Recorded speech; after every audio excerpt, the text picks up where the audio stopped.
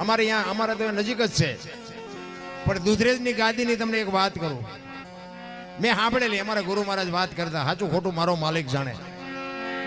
પણ દુધરેજની ગાદી ઉપર આજથી 5મી પેઢી ઉપર રઘુરામ બાપુ હતા.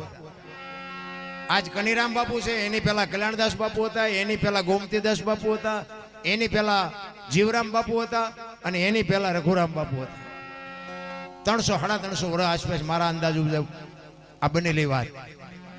અને અમારું એ દુધરેજ છે ને, એમાં અમારા દરબારોની વસ્તી છે, અને તેથી રાજા છે. એ દરબારનું કઈક કામ લઈ અને મેવાડમાંથી કોક ચારણ આવેલા, કોક ગઢવી આવેલા.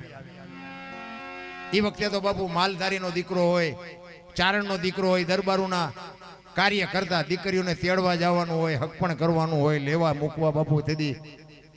કારણ કે હું તો માલધારી સમાજને તો હું તો હજી કહું છું, ચેલેન્જ મારું છું કે અમારા રજવાડા હતા ને, તેથી બીજા સમાજને બાપુ ઉઘાડા માથે ન જવાય, જોડા પહેરીને ન જવાય, ભેટ બાંધ્યા વગર ન જવાય. અને બાપુ રબારીનો દીકરો હોય ને, રહોડા સુધી એમના માયલો જાય ને કોઈ રોકે નહીં બાપુ. આટલી બાપુ દરબારું હારી એને મેળ હતો. અને હું ઈ કહું છું કે આ ઘટ્યું કેમ આજ વિશ્વાસ નથી કોઈ કરતું? વિચારવા જેવી વાત છે. રહોડા સુધી એને બાપુ કોઈ ન રોકે. અમારા બૈરા હારે અહીંયા વાતું ચીતું કરતો હોય, દૂધના બોઘાણા દેવા જતો હોય, ગમે કઈ લેવા જતો હોય, એને કોઈ રોકે. અને બીજા બાપુ એમ ન જઈ શકે. આટલો નાતો હતો. ઈ ચારણ કઈક કામ લઈ, દરબારનું કઈક કામ લઈને આવેલા. ઈ નીચે નીચે રાખજો ભાઈ, આ નાસ્તો નીચે નીચે આપજો, ઉપર નો લાવજો. ઈ દરબારનું કઈક કામ લઈ અને ચારણ રાજસ્થાન માંથી આવેલા. અને બે દી દરબાર ને 2-3 દી રોકાણા, ડાયરા કર્યા, કહું બના તેલ બધું. અને પછી ચારણે રજા માંગી કે બાપુ હવે હું જાઉં. એટલે બધા દરબારો ડાયરો ભેગો થઈને કે ચારણ ગમે એમ તો આપણે અહીંયા મહેમાન થયા છે, આપણું કામ કરવા આવ્યા છે, એટલે આપણે કંઈક એને દક્ષિણા દેવી પડે, આપણે કંઈક વિવેક કરવો પડે.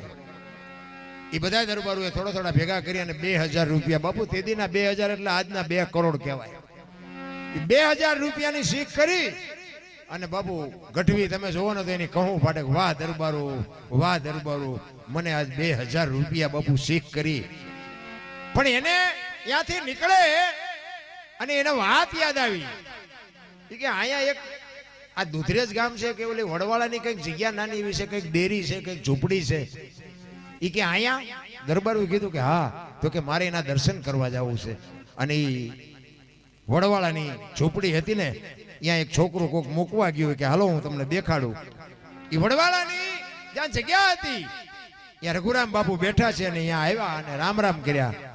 આડાવાળા આટા મારીને બેઠા. અને બાપુ પૂછે છે ચારણ, ક્યાંથી આવ્યા?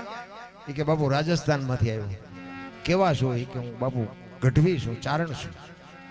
હા, કઈ બાજુ ગયા હતા? એ કે બાપુ આ સુધી જ આવ્યો હતો, આ દરબારોનું એક કામ હતું ને, કામ લઈને આવ્યો હતો.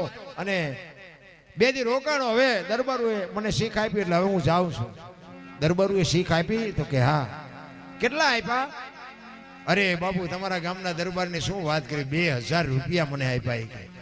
એ કે એમ? હા, સારું કહેવાય. એમના જે કારભારી હતા ને રઘુરામ બાપુએ એમના કારભારીને કીધું કે ચારણ દરબારનું કામ લઈને આવ્યા અને દરબારોએ શીખ કરી હોય તો આજ આપણી ઝૂંપડી આવ્યા છે, આપણે કંઈક શીખ તો કરવી પડે ને.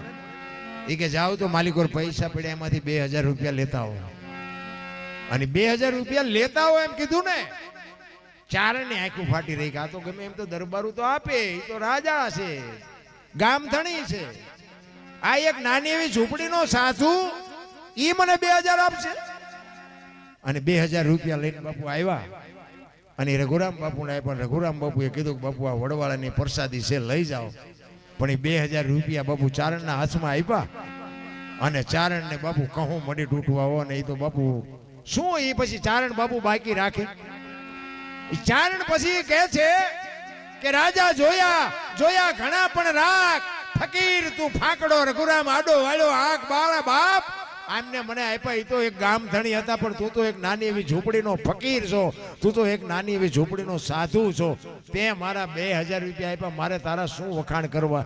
ઈ બાપુ દુધરેજની ગાદી. અરે બાપુ શું મહાપુરુષોએ વાવટા ફરકે. તમને એક બીજો દાખલો આપું, તમારા રબારી સમાજનો ઇન્દ્રાણા ગામ છે, તાલુકો કેશોદ અને જિલ્લો જુનાગઢ. કોક દીક જાવ તો જાજો, હું અહીંયા જઈ આવ્યો, એનો દર્શન મેં કર્યા. ગામ ઇન્દ્રાણા, તાલુકો કેશોદ અને જિલ્લો જુનાગઢ.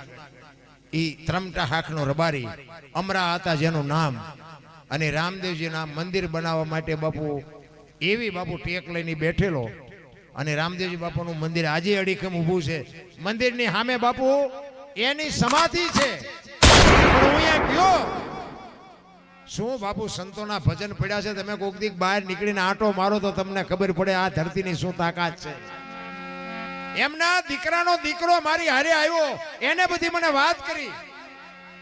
ઈ કે જો આ મારા દાદા અને આ એનું મંદિર એને, અને પણ બાપુ એને બધી વાત જે મને કરીને, ઈ કે આજે કોઈ માલઢોરને કઈ તકલીફ હોય, કોઈ માણાને તકલીફ હોય, તો આજે અમારા દાદાની કે માનતા લઈને આવે ને બાપુ આજે કામ થાય છે. આ એક રબારીનો દીકરો, એક ઇન્દ્રાણા ગામના બાજુમાં સીમાડાની માલિકો એક ડેરી છે, રામદેવજી બાપાનું મંદિર છે. આજ માનતા રાખો ને બાપુ કામ થાય. એને કેવું ભજન કર્યું છે. એમના દીકરાના દીકરાએ કીધું મને કે બાપુ તમે ક્યાંક પ્રોગ્રામમાં જાઓ ને તો એક મારે તમને એક વાત કરવી છે, કે એક થોડીક ભલામણ કરજો. કે મેં કીધું શું? ઈ કે આ વગડામાં છે ને, એટલે અહીંથી બધા માનતા કે દર્શન કરીને વિયા જાય છે, કોઈને ખબર નથી કે એમનું કુટુંબ અહીં રહે છે. એટલે તમે જરાક એક જાહેર કરી દીજો કે એનું કુટુંબ અહીં રહે છે, કોઈ રોટલા ખાધા વગરના ન જાય. બાપુ એના દીકરાએ મને ભલામણ કરી. આ મારા દાદા જેવું અમે નહીં કરીએ કે, પણ એ કે મારા દાદાના નામથી જો આટલું કામ થતું હોય, તમે બટકું રોટલો તો ખવડાવી શકી ને. મને કે તમે આ મીડિયાના માધ્યમથી તમારા વિડીયા બધા જોતા હોય, એમાં કદાચ કોક ઈ બાજુ માનતા કરવા આવે તો તમે આ વિડીયામાં બોલ્યા હોય તો કે એટલી ખબર પડે કે અમરા આતાનું કુટુંબ ગામમાં રહે છે અને રોટલા ખાધા વગરના જાય નહીં. બાપુ હજી આજે એની ત્રીજી પેઢીને બાપુ આ ભાવના છે. હું એટલા માટે કહું છું બાપુ રબારી જેવડો રોટલો ક્યાંય નથી.